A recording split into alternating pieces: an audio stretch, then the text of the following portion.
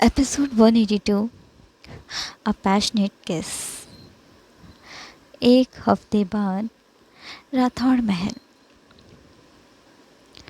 Hall में इस वक्त टेंशन का माहौल था क्योंकि अभय और कुसुम की शादी पूरे 3 महीने के लिए टल चुकी थी।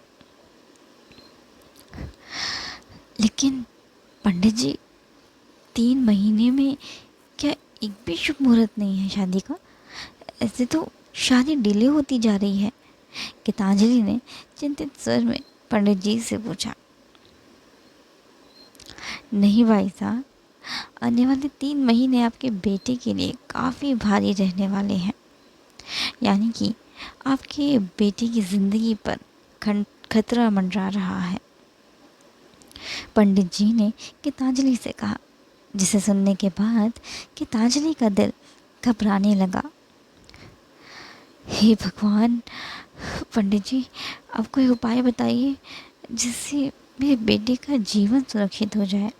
मैं सब कुछ करने को तैयार हूँ, पूजा व्रत तप सब कुछ करूँगी। बस आप मेरे बेटे की जान बचाने का कोई उपाय बताइए।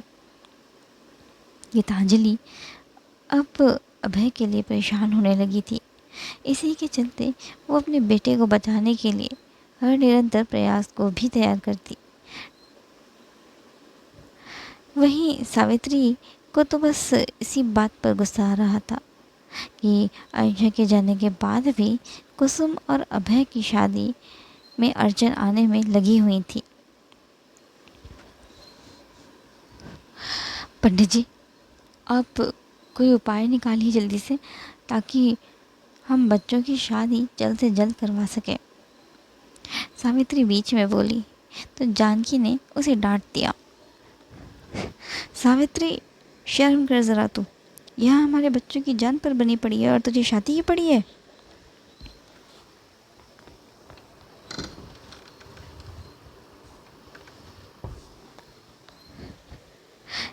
नहीं नहीं मासा, मेरा मतलब वो नहीं था। मैं तो सावित्री अपनी बात क्लियर कर ही रही थी। लेकिन तभी जानकी जानकी को लेकिन तभी पंडित जी बोले, ये पूजा आपको और आपकी होने वाली बहू को करनी होगी। पंडित जी ने गीतांजलि और कुसुम की तरफ देखते हुए कहा।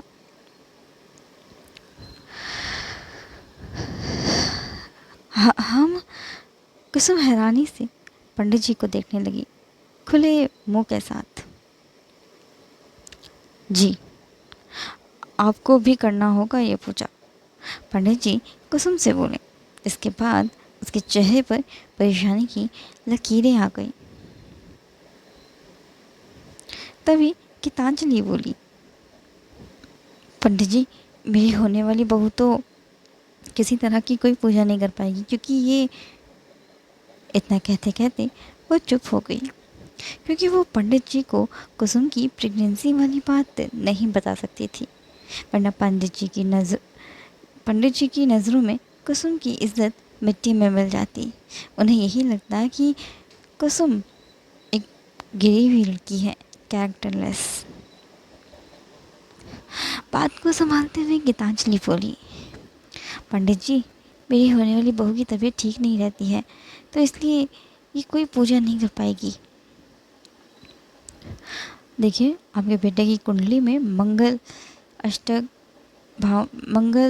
भाव में बैठा है, क्योंकि आपका बेटा मांगलिक है, तो आपकी बहू भी मांगलिक होनी चाहिए।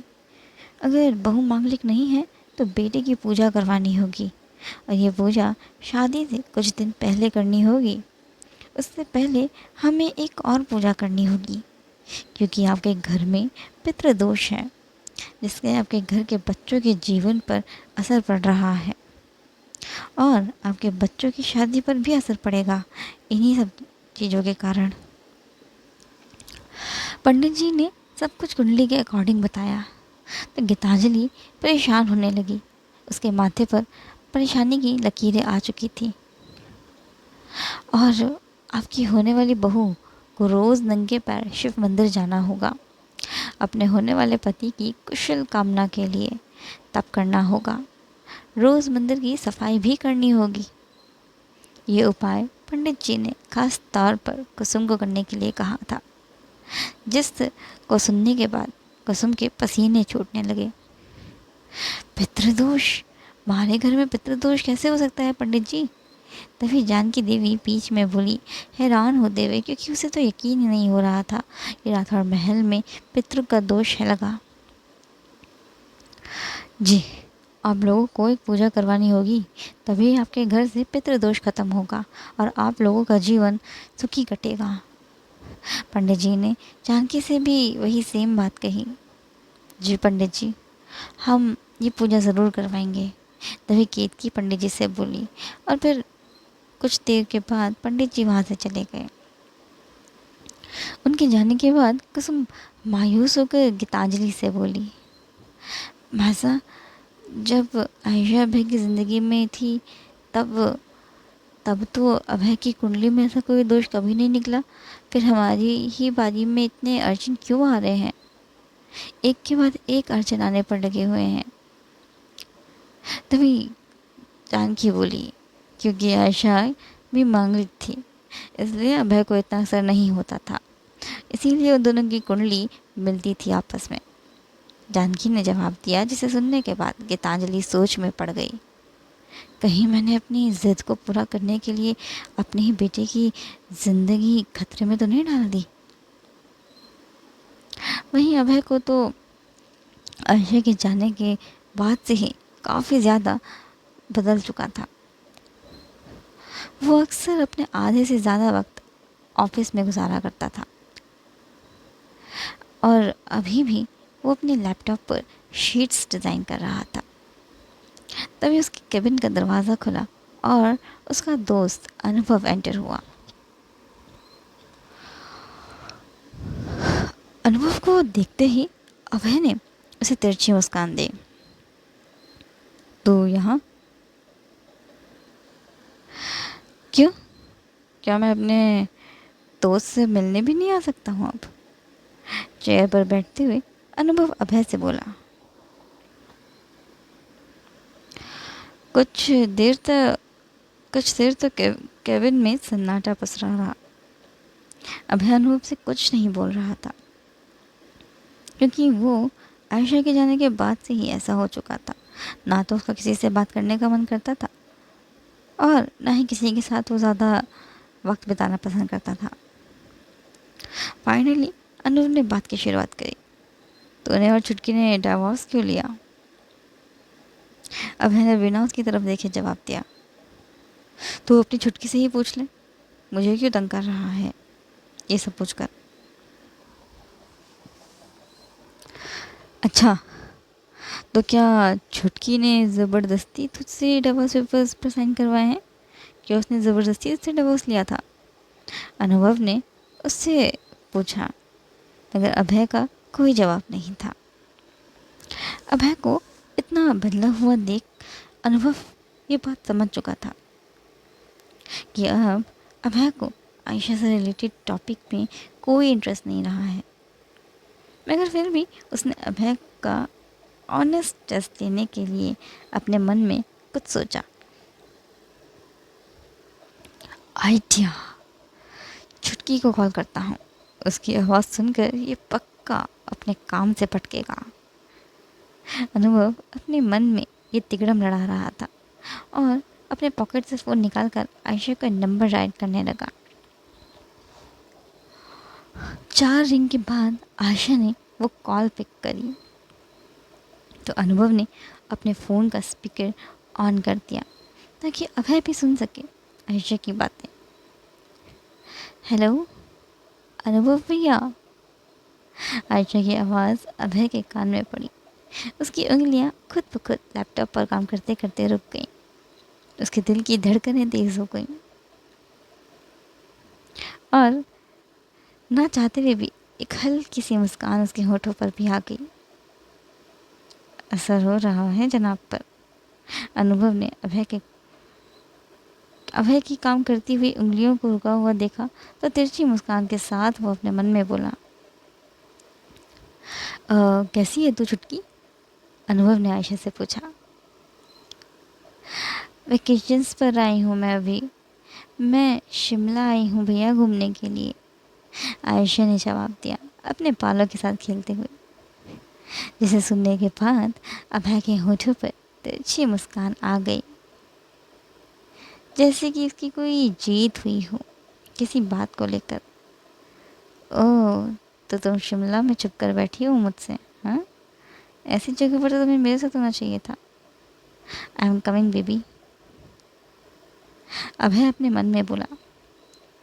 वहीं अनुभव भी अभय के होठों की मुस्कान से समझ गया कि वो अब अपने मन में क्या नई प्लानिंग कर रहा है।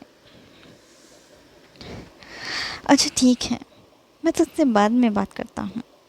इतना कहकर अनुभव ने कॉल को एंड कर दिया।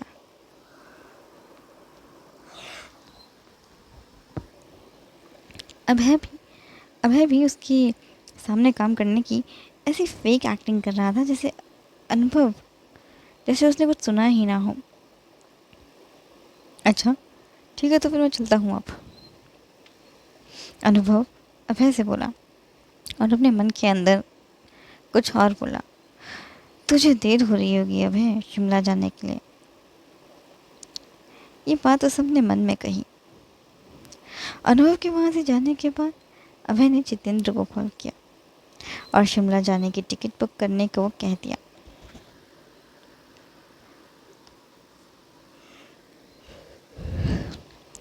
मैं दुनिया के लिए वही पुराना वाला अभय हूँ, रूड और एरोगेंट, मगर तुम्हारे लिए हमेशा वैसा ही रहूँगा जैसे मैं पहले था। मैं आ रहा हूँ तुम्हारे पास शिमला। अभय अपने पेन के साथ खेलते हुए खुद से बोला, क्योंकि अब वो बेसब्री से इंतज़ार कर रहा था आयशा के पास जाने का। कुछ घंटों में अभय शिमला पहुंच गया। उसने शिमला पहुंचते ही अनुभव को कॉल किया। हाँ बोल, अनुभव नाराज़ होने की एक्टिंग करते हुए अभय से बोला। सुन, ज़रा आयशा को कॉल करके पता कर कि वो कौन से होटल में स्टे कर रही है। अभय की टोन इस वक्त इतनी नॉर्मल थी जैसे थोड़ी देर पहले कुछ हुआ ही नहीं था। अच्छा, तेरा नौकर हूँ क्या मैं? जो तू बोलेगा मैं वो करूँगा। अनुभव अभय को जानबूझ कर चढ़ा रहा था, उसके पेशेंस लेवल को टेस्ट कर रहा था। बकवास बंद कर और कॉल कर उसे, और सुन, कॉन्फ्रेंस में लेना उसे, पर ये मत बताना उसे कि मैं भी कॉन्फ्रेंस में हूँ, ठीक है? अभय इस वक्त अनुभव को ऐसे इंस्ट्रक्शंस दे रहा था जैसे कि अनुभव उसका कोई मैनेजर हो और अभय उसका बॉस हो। साले, तुम वापस आ यहाँ, तुझे तो मैं बताऊँगा। बड़ा आया मुझे ऑर्डर देने वाला। अनुभव अभय को मजाक में धमकाने लगा और फिर आयशा को कॉन्फ्रेंस में ले लिया। हेलो छुटकी, सुन, मैं एयरपोर्ट पर खड़ा हूँ इस वक्त शिमला के। अपना होटल बता जहाँ तू स्टे कर रही है। इस वक्त मैं तुझसे मिलने आ रहा हूँ।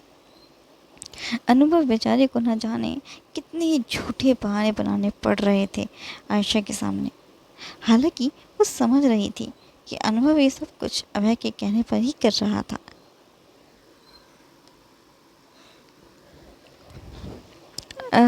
मैं भी शिमला रेजेंसी में स्टे कर रही हूँ भैया। वैसे भैया मेरे साथ यहाँ दीदा और कोको में से कोई भी नहीं है। मैं अकेली ही आई हूँ यहाँ वेकेशंस पर। इतना कहकर तो आयशा ने कॉल काट दी। तो अनुभव ने अभय को ताना मारा। तुझे तो उसने हिंट भी दे दी है इनडायरेक्टली, और जगह का नाम भी बता दिया है जहाँ तुझे तेरी मंजिल तक पहुँचने से कोई नहीं रोक सकता। अब तुम दोनों 2 से 3 होकर ही लौटना।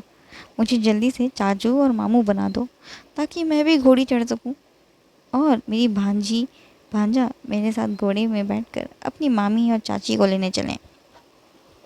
अनुभव ने अभय से जब ये बात कही तो अभय हंस पड़ा। कुछ ज़्यादा ही सपने देख लिए हैं तूने आगे के। अभी तो मैं और आयशा ग्रैंड वेडिंग करेंगे और फिर तुझे अपना सपना भी तो पूरा करना है मेरी शादी में नाचने का। अभय ने उससे कहा, चल तू जा, छुटकी तेरा इंतज़ार कर रही है। मैं और अनिरुद्ध यहाँ सब संभाल लेंगे, तो फिक्र मत कर, ठीक है। अनुभव ने अभय को दिलासा दिया और फिर कॉल को एंड कर दी। शिमला रेजिडेंसी पहुंचते ही अभय ने होटल में चेक इन किया तो पता चला कि आयशा रूम नंबर 56 में स्टे कर रही है। मगर होटल के स्टाफ ने अभय को आयशा के रूम में जाने की परमिशन नहीं दी, क्योंकि उन्हें ऐसा लग रहा था कि शायद से अभय कोई अनजान आदमी है आयशा के लिए जो उसे नुकसान पहुंचाना चाहता है, और इस तरह से उनके होटल की रेपुटेशन को भी हार्म हो सकता था। इसलिए उन्होंने अभय को उसके रूम में जाने की परमिशन नहीं दी। मगर तभी वहाँ पर आयशा आ गई। उसके होठों पर मुस्कान थी, बड़ी प्यारी सी। उसने होटल स्टाफ से कहा, he is my husband. Ayesha ने उन्हें अपनी आईडी दिखाई जिस पर अभय का नाम मेंशन था, wife of Abhay Singh Rathore. Husband सुनकर होटल स्टाफ मुस्कुराया अभय की तरफ देखकर, और फिर अभय को आयशा के रूम में जाने की परमिशन मिल गई ऑफिशियली। रूम में पहुंचते ही अभय ने सबसे पहले आयशा को कस कर अपने गले से लगा लिया।